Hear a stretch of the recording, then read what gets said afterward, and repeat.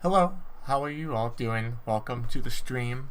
Today we're going to be reading from this book called uh, Angela Davis's Are Prisons Obsolete? And it's a book that I've actually read a couple of times. Actually, this book is really old to me. I've read it multiple times, actually. It's actually a core basis for one of my beliefs on abolitionism rather than reform. In fact, actually, the first chapter of this is an introduction based on the actual concept of reform versus abolitionism. And I think that instead of harping on the concept of reform versus abolitionism as a whole, I'd rather just continue by reading from this book. Now, I want to mention really first off that Angela Davis started off basically by being a abolitionist. Oh no, she started off by being a reformist. Then she became an abolitionist, and as of recently, she sort of started getting behind Kamala Harris and Joe Biden, which is, I think, kind of unfortunate. But I think the text still stands in a way, and I think maybe we can start asking questions as to whether or not why maybe why maybe why maybe the fact that Angela Davis in particular stands behind Kamala Harris and Joe Biden. Like I said in my past live streams, I did vote for Joe Biden and Kamala Harris. I did do that. It's not like I didn't do it.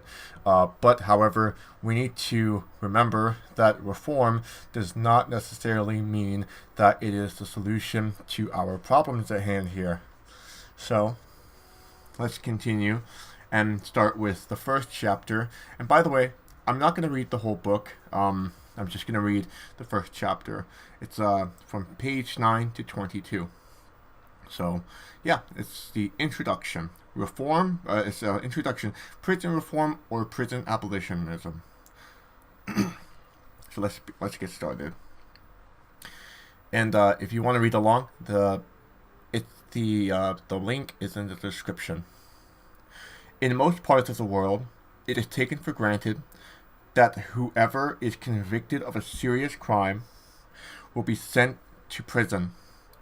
In some countries, including the United States, where capital punishment has not been abolished, a small but significant number of people are sentenced to death for what are considered especially grave crimes. Many people are familiar with the campaign to abolish the death penalty. In fact, it has already been abolished in most countries. Even the staunchest advocates of capital punishment acknowledge the fact that the death penalty faces serious challenges. Few people find life without the death penalty difficult to imagine. On the other hand, the prison is considered an inevitable and permanent feature of our social lives. Most people are quite surprised to hear that the prison abolition movement also has a long history, one that dates back to the historical appearance of the prison and as the main form of punishment. In fact, the most natural reaction is to assume that prison activists, even those who consciously refer themselves as anti-prison activists, are simply trying to ameliorate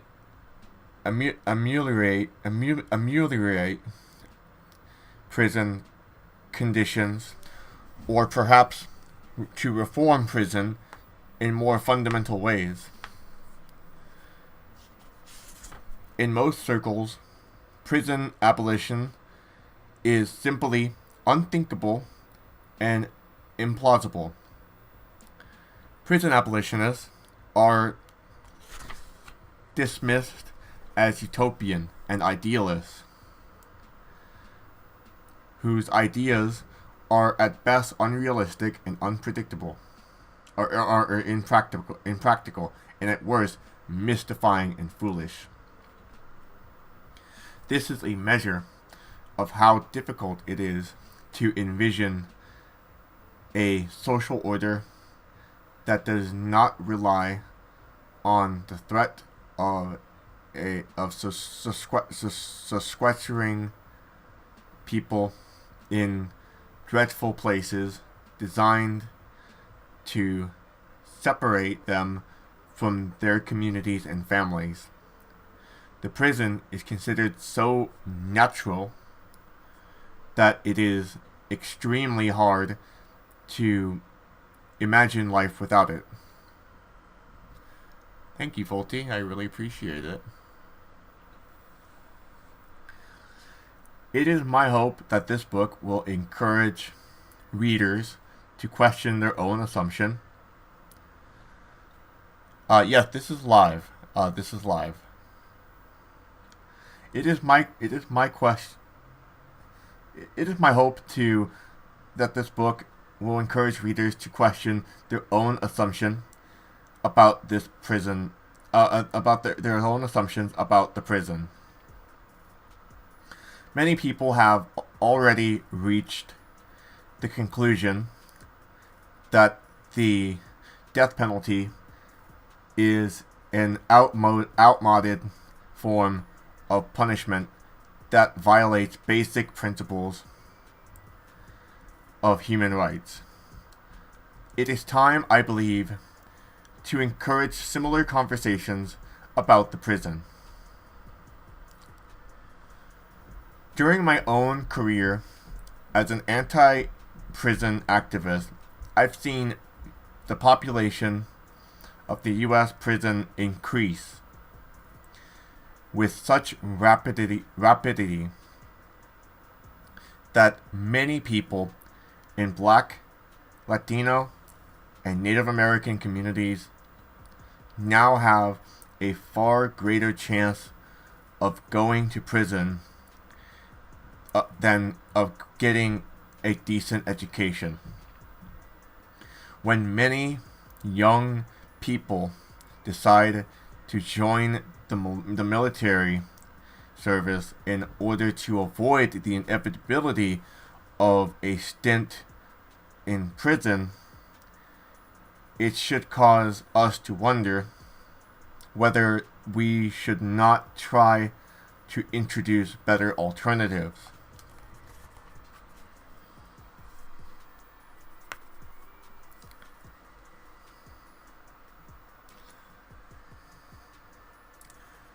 The question of whether the prison has become an obsolete institution has become especially urgent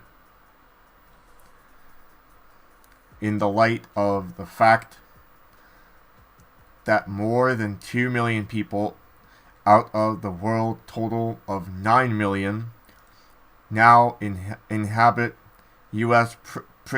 prisons, jails, youth facilities, and immigration detention centers. Are we willing to relegate even larger numbers of people from racially oppressed communities to an isolated existence marked by authoritarian regimes, violence, disease, and technologies of seclusion that produce severe mental instability? According to a recent study, there may be twice as many people suffering from mental illness who are in jail and prison than there are in all psychiatric hospitals in the United States combined. When I first became involved in anti-prison activism during the late 1960s, I was astounded to learn that there were then close to 200,000 people in prison. That's really small, actually, compared to what we have now. I'm pretty shocked. Really shocked.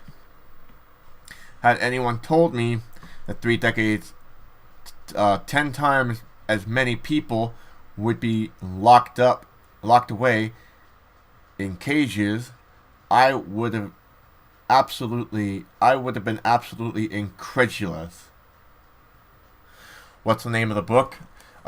Angela Davis's Are Prisons Obsolete? Thank you for asking. If you want to read along, it's in the description. And we're reading chapter 1 right now. So that's what we're reading.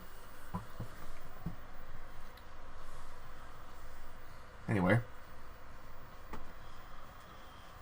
Let me see. I imagine that I would have responded something like this.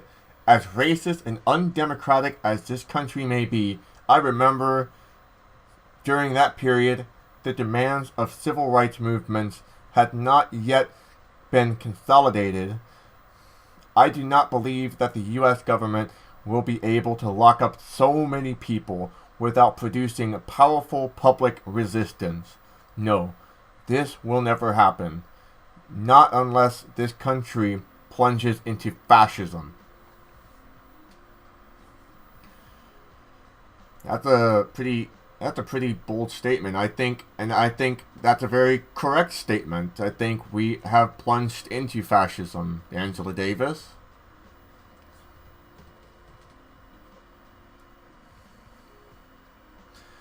That might have been my reaction 30 years ago. The reality is that we were called upon to inaugurate the 21st century by accepting the fact that 2 million people, a group larger than the population of many countries, are living their lives in places like Sing Sing, Leavenworth, San Quentin, and Alderson Federal Reformatory for Women. Hey, the U.S. has always been fashion light and fashlight.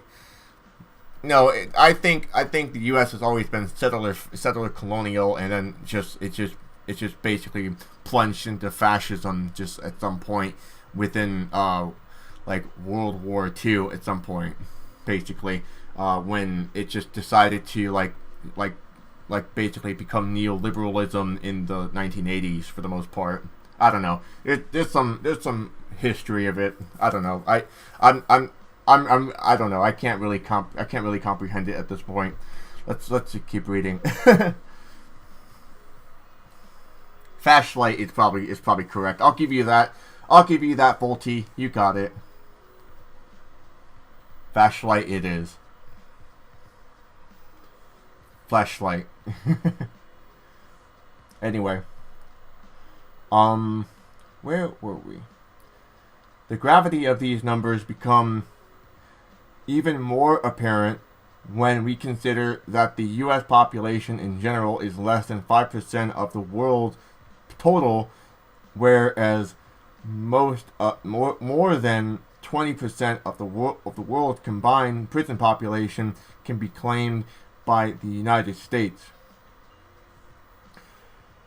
In Elliot Curry's words, quote, the prisons has become a looming presence in our society to an extent unparalleled in our history or that of any other industrial democracy.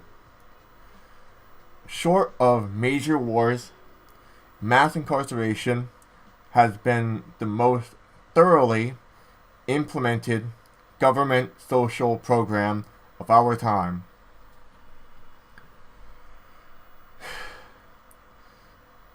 Mass incarceration being considered a social program in terms of like in terms of like what the government chooses to spend its money on, that's pretty fucking sad.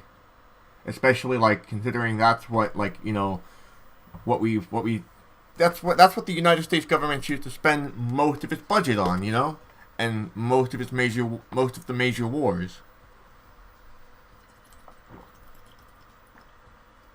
I think more than half of the budget goes to that, if I'm not mistaken.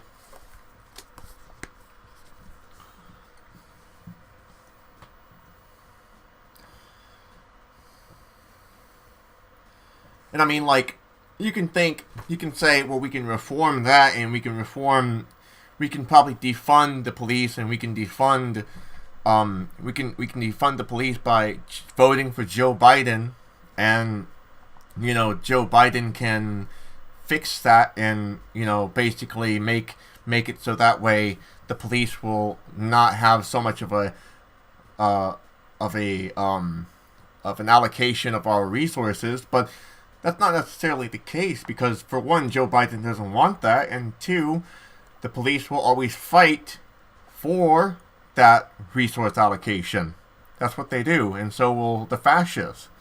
And that's why we need to fight for the distribution of the resources to the social programs that we need, such as healthcare and food and water and things like that, and LGBT rights and human rights and things like that, and Black Lives Matter and anti-fascism, mutual aid pods, everything that we need in our society. You're right, Hassan. He said he would increase the police budget by, I think he said, $300 million, I think he said, if I'm not mistaken, either $3 million or $300 million, if I'm not mistaken.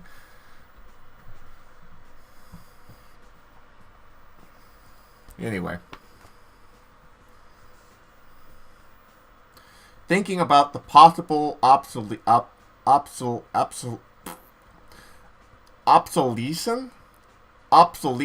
Okay, that's a new word for me. Obsolescence of the prison. We should ask how it is that so many people could end up in prison without major debates regarding the efficiency for incarceration. When the drive to produce more prison and incarceration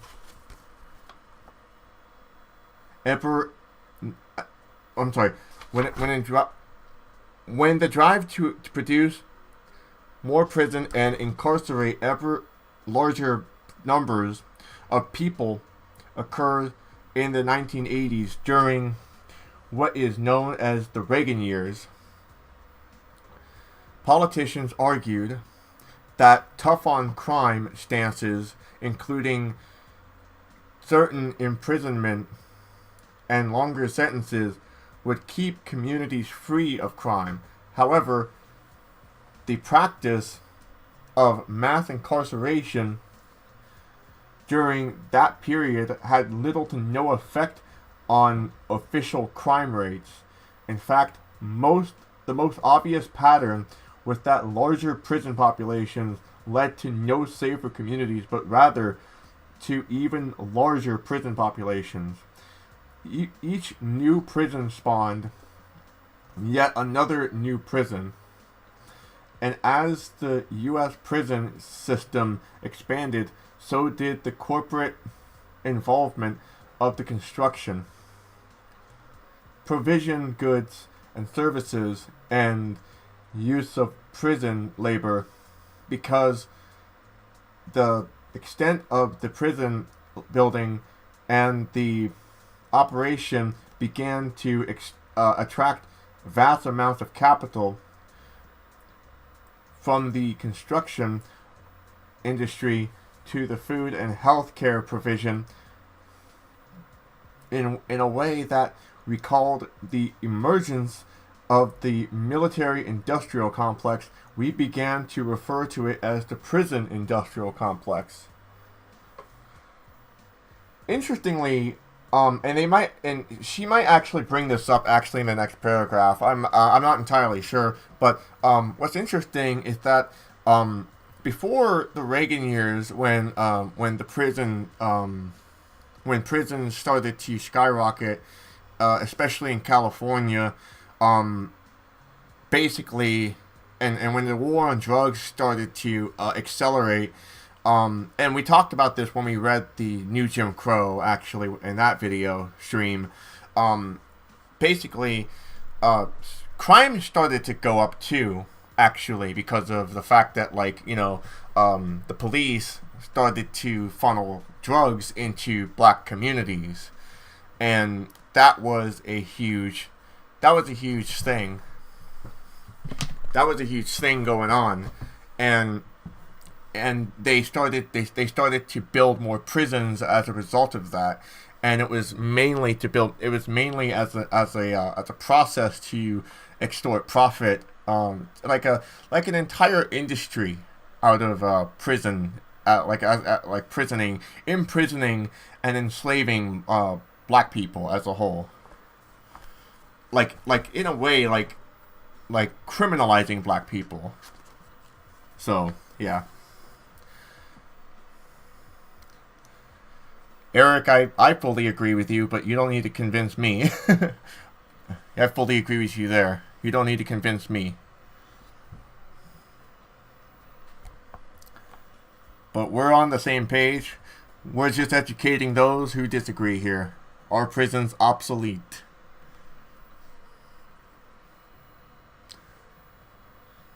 And thank you, Eric. I really appreciate it. Anyway, consider these cases of California, whose landscape has been thoroughly prisonized over the last 20 years. The first state prison in California was San Quentin, I think it is, which first opened in 1852. Folsom, after well-known institution opened. Another well-known institution opened in 1880. Between 1880 and 1933, when a facility for women was opened in Tehachapi. I'm sorry, I'm terrible with names. I'm terrible with names like these. There was not a single new prison constructed. In 1952, the California Institute of Women opened and Tehachapi became a new prison for men.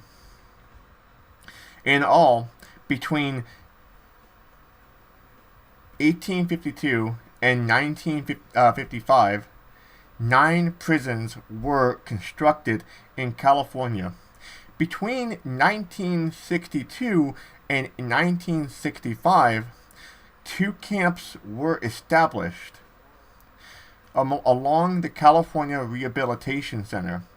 Not a single prison was opened during the second half of the 60s, nor during the entire decade of the 1970s.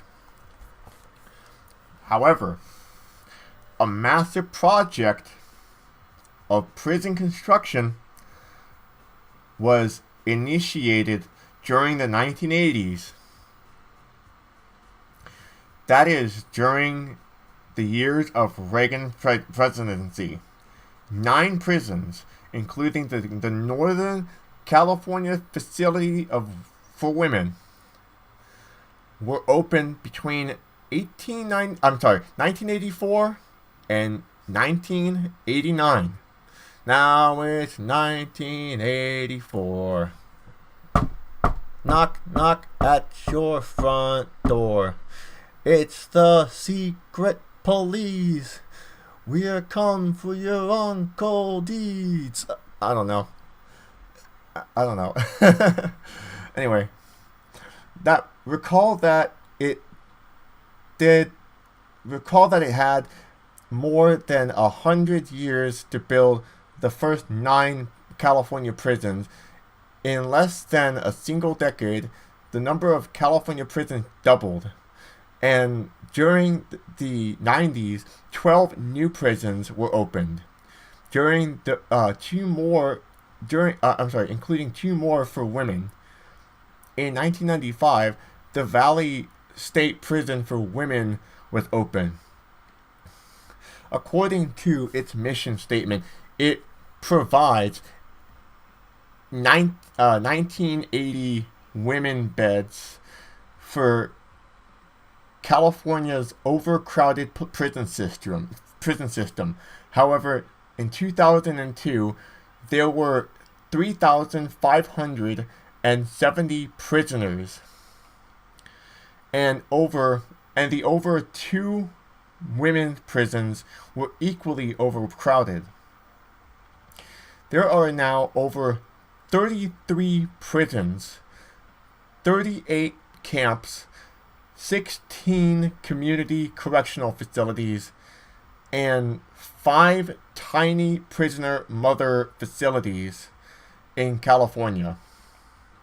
In 2002, there were 157,979 people incarcerated in these institutions, including approximately 20,000 people whom the state holds for immigration violations.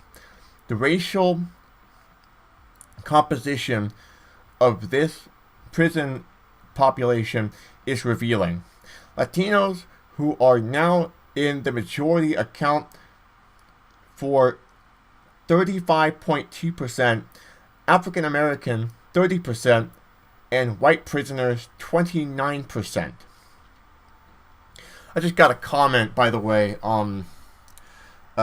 in the comment section of one of my oldest videos recently, that asked me why white people were disproportionately targeted by police, more so than black people.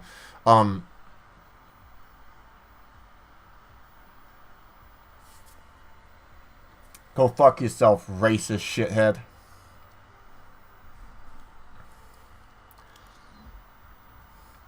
And by the way, Hassan, I don't think that it's weird that a Marxist-Leninist wrote this book. I think a Marxist-Leninist writing anything... well, okay. You do have a point. A Marxist-Leninist writing this book, about prison abolitionism, I do think you have a point, because I think that, the fact is that, they have to probably be for a moneyless, classless society. But the fact is that they do at some point have a contradiction, which is that they do see the process of a transitionary period, which is the state, and I do see that is contradictory in nature, and I feel that it can be a moneyless, classless society should be achieved through direct action rather than a state, because if you maintain a state, you're only going to maintain a hierarchical class structure, but and I do disagree with Angela Davis on that measure, but other than that, I don't necessarily see anything wrong with a Marxist-Leninist writing this book, but I mean, I do see where you're coming from. I've seen Angela Davis talk about Marxist-Leninism and communism, and I think Angela Davis more talks about when I've seen Angela Davis talk about communism, she's more talking about black communism, in terms of her relationship with communism as a black woman, more so than the Soviet Union, and things like that, she's mentioned the Soviet Union less than a handful of times, really. She talks about how the Soviet Union has accomplished great things, Sure, but she's never really, she's never really said she's never really made apologetics for the Soviet Union. She's never really apologized for the Soviet Union in terms of like their atrocities. I don't think she would really do that. And I think really, she's more really like. I think from what I remember, she talked more about Cuba, really, if anything. So yeah, that's what I remember listening to her read about or talk about Cuba more so than the Soviet Union. She's more about like the global South rather than the Soviet Union. Anyway, that's my take on Angela Davis and her opinions on communism. Anyway, let's get back to this. Where was I? I don't remember where I was. Oh, I remember. Okay. I remember. Okay, cool. There are now more women in prisons in the state of California than there were in the entire country in the early 1970s. In fact, California can claim the largest women's prison in the world, Valley State Prison for women, where with its more than 3,500 inhabitants, located in the same town as Valley State and literally across the street from the second largest women's prison in the world, the Central California Women's Facility, whose population in 2002 also hovered around 3,500. If you look at the map of California depicting the location of the 33 prisons, you will see that the only area that is not heavily populated by the prison is of northern Sacramento. Still, there are 2 prisons in town of Susanville and Pelican Bay. One of the state's notorious super maximum security prisons is near the Oregon border. California artist Sando Burke, okay, got that name right, was inspired by the colonizing of the land and by prisons, let me start that sentence again. California artist Sando Burke was inspired by the colonizing of the landscape by prisons to produce a series of 33 landscapes paintings of these institutions and their surroundings. They're collected in his book, Incarcerated Visions of California in the 31st Century. I present this brief narrative of the prisonization of the California landscape in order to allow the readers to grasp how easy it is to produce a massive system of incarceration with the implicit consent of the public. Why were people so quick to assume that locking away an increasingly large portion of U.S. population would help those who live in the free world feel safer and more secure? This question can be forever manipulated. This question can be formulated in more general terms. Why do prisons tend to make people think that their own rights and liberties are more secure than they would if prisons did not exist. What other reasons might there have been for the rapidity with which prisons began to colonize the California landscape?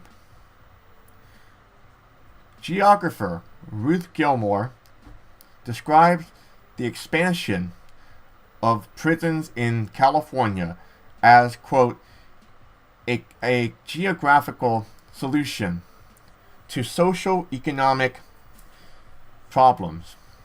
Her analysis of the prison industrial complex in California describes these developments as a response to surplus of capital, land, labor, and state capacity. California new prisons are sited on devalued rural land, most, in fact, on formerly interrogated in agricultural acres. The state bought land sold by big landowners, and the state assures the small, depressed towns, now shadows by prisons, that the new recession-proof, non-polluting industry would jumpstart local redevelopment. But as Gilmore points out, neither the jobs nor the more ever general economic revitalization promised by the prisons has occurred. At the same time, this promise of progress helps us to understand why the legislature and California's voters decides to approve the construction of all these new prisons. People wanted to believe that prisons would not only reduce crime, they would also provide jobs and stimulate economic development in out of the way places. And I mean, like, think about it that way, right? Like, I mean, that's like when, you know, Joe Biden said that he doesn't believe that fracking is a thing that needs to be abolished. Fracking is something that needs to be abolished if we want to subside climate change, right? And if you wish to basically, one of the things that, like, Joe Biden promises if he gets elected is that he wants to create jobs in the green industry, so that way, like, we basically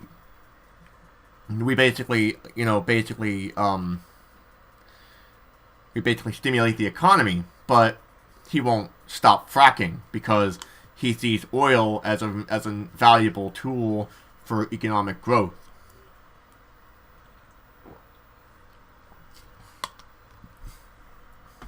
So, reform or abolitionism? Think about it.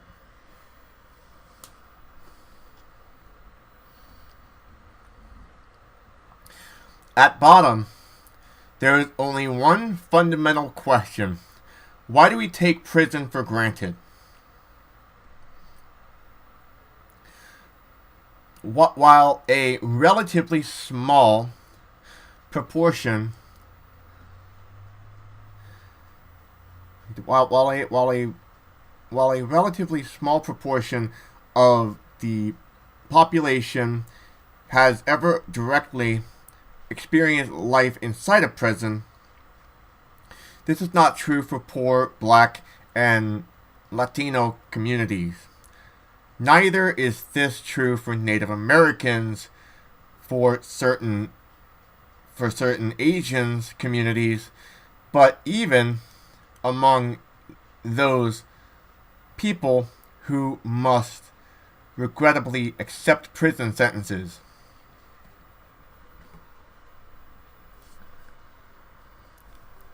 Fracking has collapsed on its own.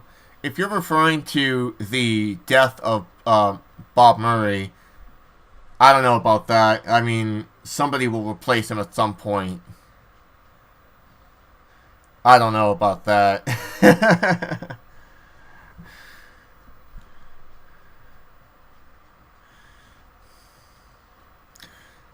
Okay, where was I? Especially for young people, as ordinary dimensions of the community life, it is hardly acceptable to engage in serious public discussion about prison life or radical alternatives to prison. It is as if prison were an inevitable fact of life, like birth and death. On the whole, people tend to, actually, hold on one second. Can I tell you something? Like, in all seriousness, I almost went to prison one time. Like, I was very fucking close to going to prison. Like, I was very, very fucking close. Very fucking close. Like, and it was because I was a minor, and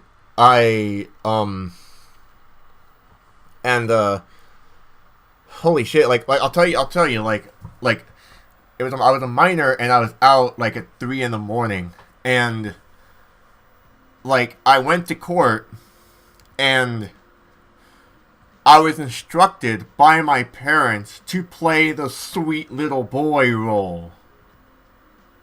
And holy shit, like, I guess it worked, because like it was in like a poor it was in a poor black neighborhood too, and it was one of the worst fucking like displays of privilege I've ever like played, and it was disgusting. It was really fucking disgusting. Really fucking disgusting. I was like 15 years old, and holy goddamn hell, like, Jesus fucking Christ.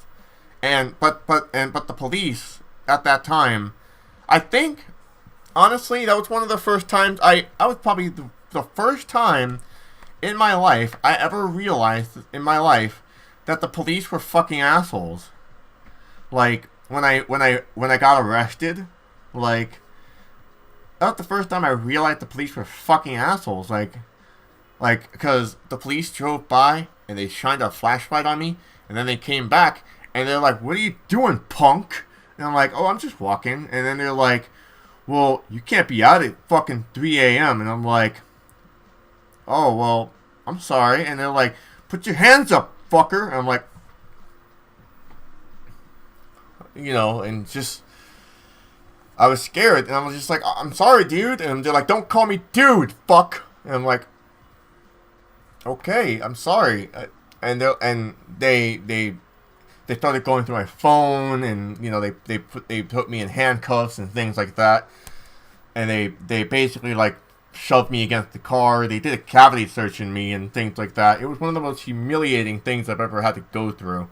I was in jail for about like a day. My mom had to come pick me up, and yeah.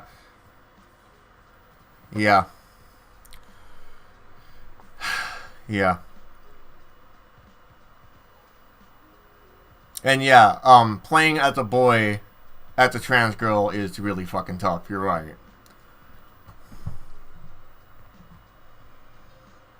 Like, being my old self is really fucking, like, tough. Like, seriously. Seriously. But at that point, I didn't even really come out, like, as transgender. I didn't even really know I was transgender at that point. I didn't even really know what transgender was for the most part. I mean, I kind of knew. If you really want to know about my trans history, that video got deleted by Studio Ghibli. Thanks, Studio Ghibli. Really appreciate it.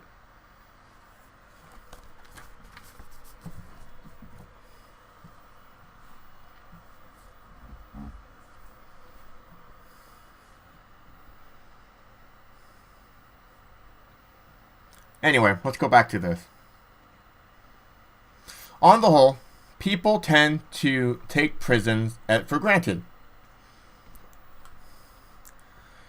It is different to imagine life without them. At the same time, there is reluctance to face the realities hidden within them. A fear of thinking about what happens inside them.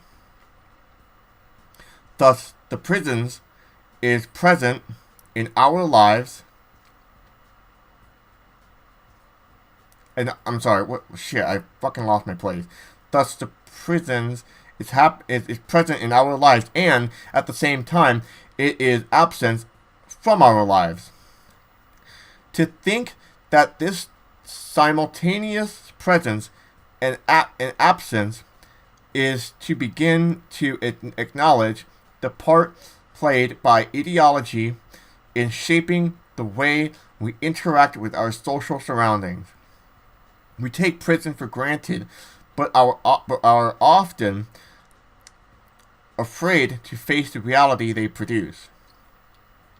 After all, no one wants to go to prison, because it would be too antagonizing to cope with the possibility that anyone, including ourselves, could become a prisoner. We tend to think the prison as disconnected from our own lives. This is even true for some of us, women as well as men, who have already experienced imprisonment. We thus think about imprisonment as a fate reserved for others, a fate reserved for the evildoer. To use the term recently by George W. Bush, because of the persistent power of racism, criminal and evildoers are in the collective imagination fantasized as people of color. The prisons therefore functions ideologically as an abstract site into which undesirables are deposited, relieving us of the responsibilities of thinking about the real issues afflicting those communities from which prisoners are drawn in such disproportionate numbers.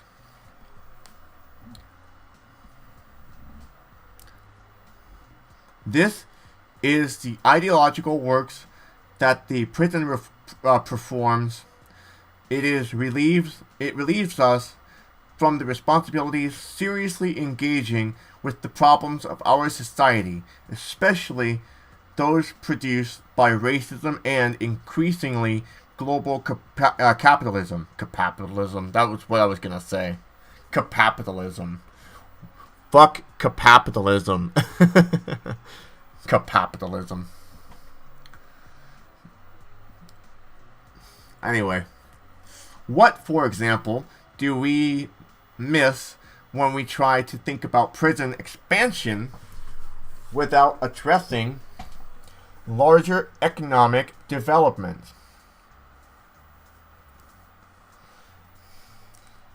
We live in an era of migrating corporation. In order to escape organized labor in this country, and thus higher wages, benefits, and so on,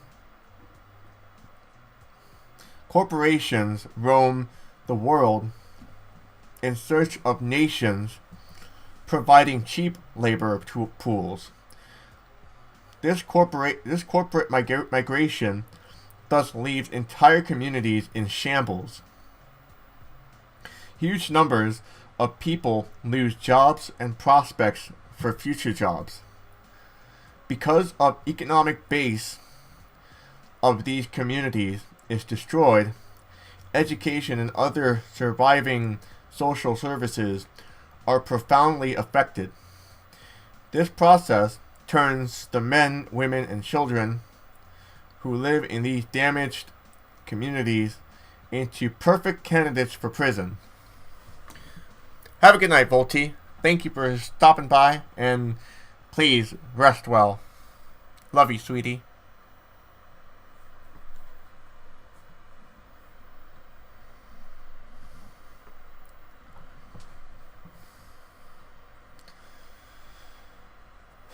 In the meantime, corporations associated with the punishment industry reap profit from the system that manages prisoners and acquired a clear stake in the continued growth in prison population. Put simply, this is an era of the prison industrial complex. The prison has become a black hole into which the detritus of the contemporary capitalism is deposited. Mass incarceration generates profit as it devours social wealth, and thus it tends to reproduce the various conditions that leads people to prison. There are thus real and often quite complicated connections between the deindustrialization of the economy, a process that reached its peak during the 1980s, and the rise of mass imprisonment, which also began the spiral during the Reagan-Bush era. However, the demand for more prisons was represented to the public in simplistic terms. More prisons were needed because there was more crime. Yet many scholars have demonstrated that by the time the prison construction boom began, official crime statistics were already falling. Moreover, draconian drug laws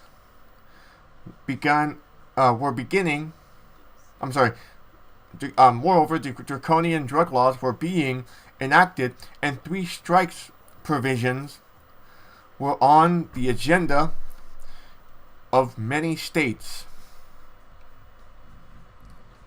In order to understand the proliferation of prisons and the rise of the prison industrial complex, it might be helpful to think further about the reason we so easily take prison for granted.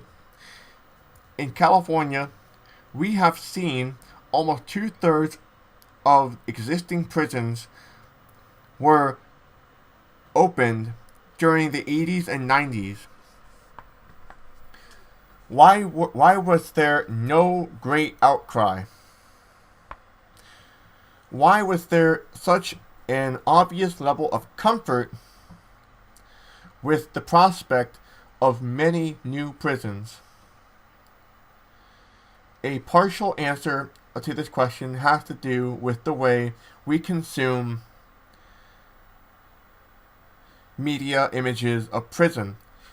Even as the realities of prisons, of imprisonment, are hidden from almost all who have not had the misfortune of doing time.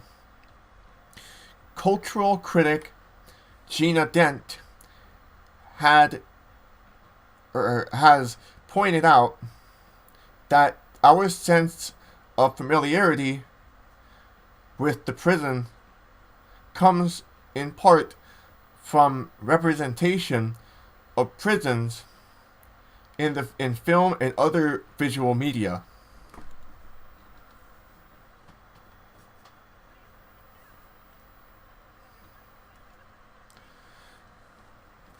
The history of visuality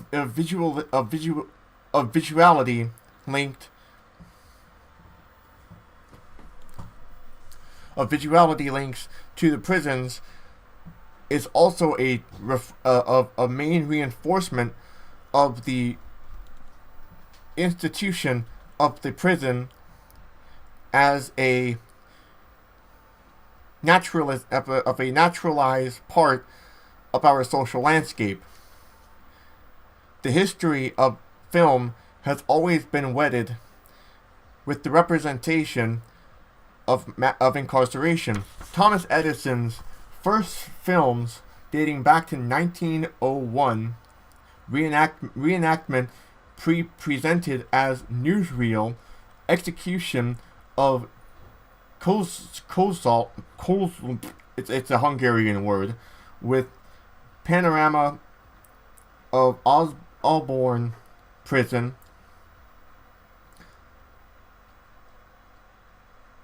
included the footage of the darkest recesses of the prison. Thus, the prison is wedded in our experience of visuality, creating also a sense of its permanence in institution.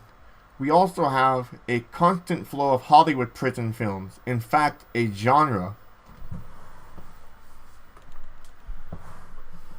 I'm glad you're enjoying my streams, VCAR, and I really appreciate you hanging out when you can. I appreciate anyone else who hangs out and chills with me when I read my streams. You're welcome to always come back when I leave these up for the VOD, because that's when basically they have a thumbnail, a pretty little thumbnail, you know, and they'll be in my Skylar Reads Theory playlist.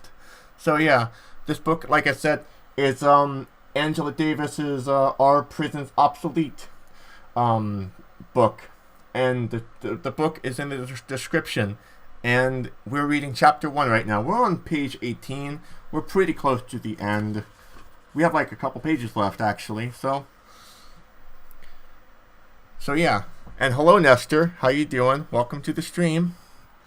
Welcome to the stream. I see you got a 161 like avatar. Good to see you there.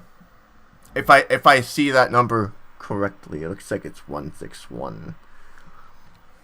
Yeah, it's 161. I know what that means. I know what that means, buddy. Wink, wink. Anyway. I know what that means. Anyway, some of the most well-known prison films are I Want to Live, Papillon, Cool Hand Luke, and Escape from Alcatraz.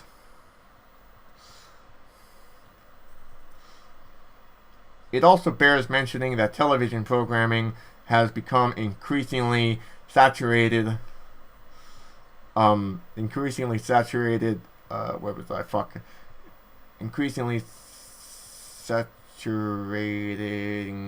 with images of prisons. Some recent documentaries include A&E series The Big House, which consists of programs of San Quentin, Alcatraz, Leavenworth, and Alderson Federal Reformatory for Women.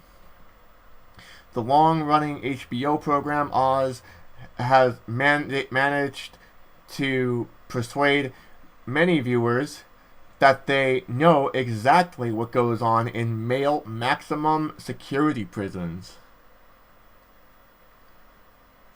But even those who do not consciously decide to watch a documentary or dramatic program on a topic of prisons inevitably consume prison imagery.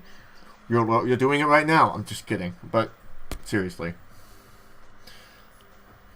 Whether they choose to or not, by the simple fact of watching TVs or movies, this is virtually impossible to avoid consuming images of prison. In 1997, I myself was quite astonished to find, when I interviewed a woman in 3 Cuban prisons, that most of them narrated their prior awareness of prisons, that is, before they were actually incarcerated, as coming from many Hollywood films they had seen. The prison is one of the most important features in our image environment. This has caused us to take the existence of prisons for granted. The prison has become a key ingredient of our common sense. It is there all around us. We do not question whether it should exist. It has become so much a part of our lives that it requires a great feat of imagination to envision life beyond prison. It is not to dismiss the profound changes that have occurred in the way public conversation about the prison are conducted. 10 years ago, even the drive to expand the prison system reached its zenith. There were very few critiques on this process available to the public. In fact, most people had no idea about the immensity of its expansion. This was the period during the internal changes, in part through the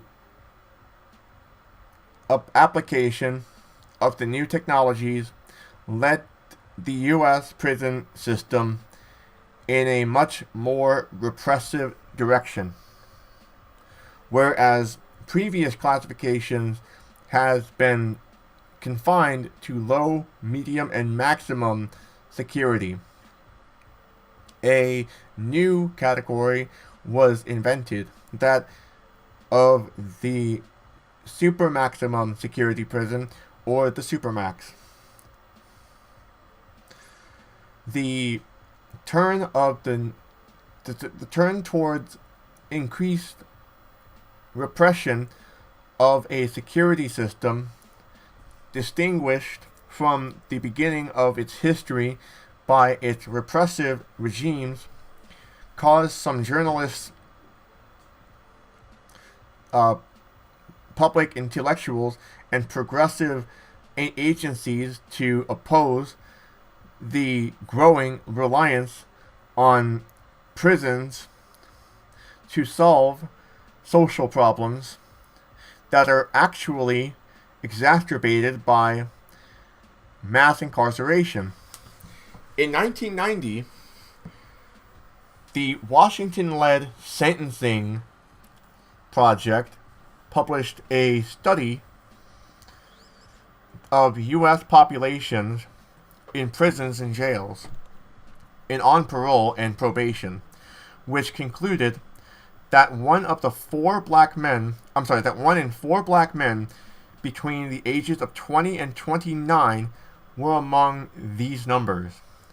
5 years later, a second study revealed that this percentage has soared to almost 1 in 3, 32.2%.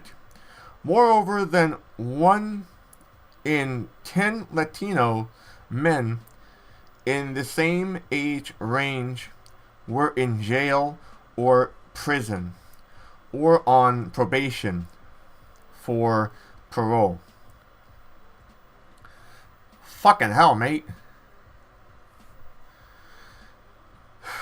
The second study also revealed that the group experiencing the greatest increase of black women whose imprisonment increased by 78%. 78%! What the fuck, mate? According to the Bureau of Justice Statistics, African Americans who now represent the majority of state and federal prisoners, with a total of 803,400 black inmates, 118,600 more than the total number of white inmates. Again, to that person who said that cops weren't white supremacists in the United States, fuck you.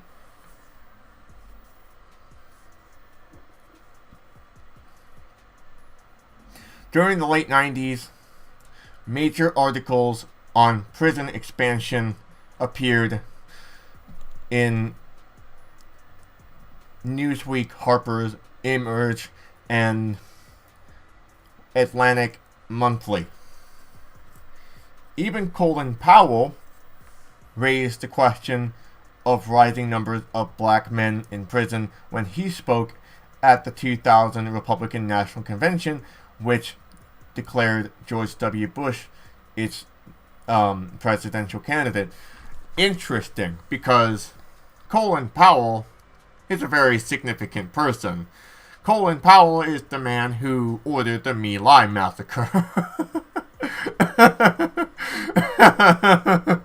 So if Colin Powell has a problem with it, then there's a fucking problem with the system as a whole. Like, seriously. Holy shit. Holy shit. Let's continue. We're almost done, actually. We're like a page and a half done. Over the last few years, the previous absence of the critical position on prison expansion in the political arena have given way to proposal of prison reform. While public discourse has become more flexible, the emphasis is almost inevitable on generating the changes that will produce a better prison system. In other words, the increased flexibility that has allowed for critical discussion of the problems associated with the expansion of the prisons also restricts this discussion to the question of prison reform. As important as some reforms may be, the elimination of sexual abuse and medical neglect in women's prisons, for example, frameworks that rely exclusively on reform help to produce the stultifying idea that nothing lies beyond the prison. Debate about strategies to decarceration, which should be the focal point of our conversation of the prison, tend to be marginalized when reform takes the center stage. The most immediate question today is how to prevent the further expansion of prison population and how to bring the many imprisoned women, men, as possible back into what prisoners call the free world. How can we move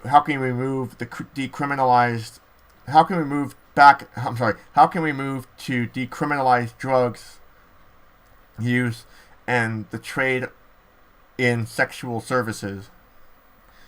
How can we take serious strategies of restorative rather than exclusive punitive justice? Effective alternatives involve both transformative of the techniques in addressing crime and of the social and economic conditions that track so many children from poor communities, and especially communities of color, into the juvenile system and then onto the prison. The most difficult and urgent challenge today is that of creatively exploring new terrains of justice where the prison no longer serves as our major anchor. So that was chapter 1 of this book, Angela Davis's Are Prisons Obsolete? And I highly recommend you read this book. We might read it again, a different chapter, actually. And we're going to discuss it a little bit before we end the video. And I want to talk about it. Feel free to bring up some things in the chat if you're interested. But I want to talk about it just a little bit. So, reform or abolish? Well, I think abolish is my answer, but let's talk about how we can do that, because I think just saying abolishing is not necessarily a satisfactory answer, because how do we go about abolishing, we need solutions. We need solutions to our abolition, right? So what do we do? So the first thing we need to do is we need to address the war on drugs. We need to address the war against prostitution, address the war on all of that. And how do we do that? We need to abolish the police, and we need to abolish well, I think honestly we need to basically think of a way to critically analyze basically how we can, honestly, it boils down to addressing people's needs, because what people need are their basic necessities met, and if their basic necessities were met, then they wouldn't commit crime, for example, I think a lot of times what people commit crimes for are basic things like robbery and piracy and drug crimes and things like that. And even through depression, a lot of times people are depressed because they are insecure, and they commit crimes mainly through that. So if they had their food, if they had a roof over their head, if they had things that they didn't necessarily need to hurt others for, then why would they need to commit a crime? You know? And, I mean, honestly, it's really not necessarily something that we really need to it's kind of a no-brainer, really, to me. I don't know. If there anyone in the chat that really disagrees with me on that, I mean, I don't really see anyone here that would disagree with me. If there anyone who has a different opinion, however, I'm up for a different opinion. I'm up for maybe a different idea on how to approach it. I'm up for anything, really. But I mean, like, for the most part, like, I think that's pretty much how I would go about it. It's just like, you know, meeting people's basic necessities met. I mean, like, that's basically like what the conquest of bread would basically say. It's like, you know, basically allocating basic necessities for, like, you know, for, like, the people, you know. That's basically what I would say. I don't know. I don't know. We got 2 viewers in here. I'm gonna go for like maybe 3 more minutes because it's like 1:17 right now. Not 1:17, but like in terms of hours and minutes. So yeah. But anyway, some other thoughts in this. Basically, like, it's really interesting to see that, like, reform just doesn't seem plausible to me, because, like, the history of the prison system just basically, like, it just basically seems like it's just like, in order to reform prisons, we just build more prisons, you know? In order to combat crime, we just build more prisons, you know? And that's how you reform the system, right? And, like, if you were to, like, you know, to, like, combat crime, like, in the capitalist system, you know, and to maintain capitalism, you would have to, like, go back and forth with, like, building more crime, and building more prisons. So, like, basically, you have to abolish capitalism and abolish prisons at the same time. At least that's how I see it, you know. You have to abolish, and implement socialism, basically, in at least some way, shape, or capacity. You know, you have to have socialism, which I mean, the people own the means of production, because if you don't, then basically the landlords own the means of production, and then there is an oligarchy.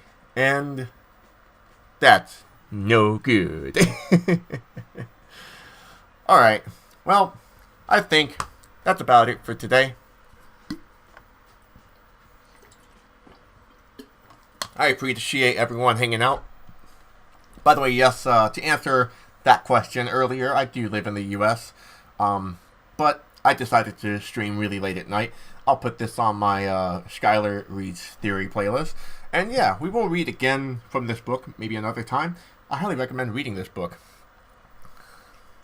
Oh, I'll read your statement real quick. I've always believed and said that crimes are born out of desperation, not degeneracy. That's a good point. And thanks for reading and sharing knowledge. Absolutely. No problem, VCAR. Have a good night. And thanks for hanging out. Bye-bye. I love you. Oh, by the way,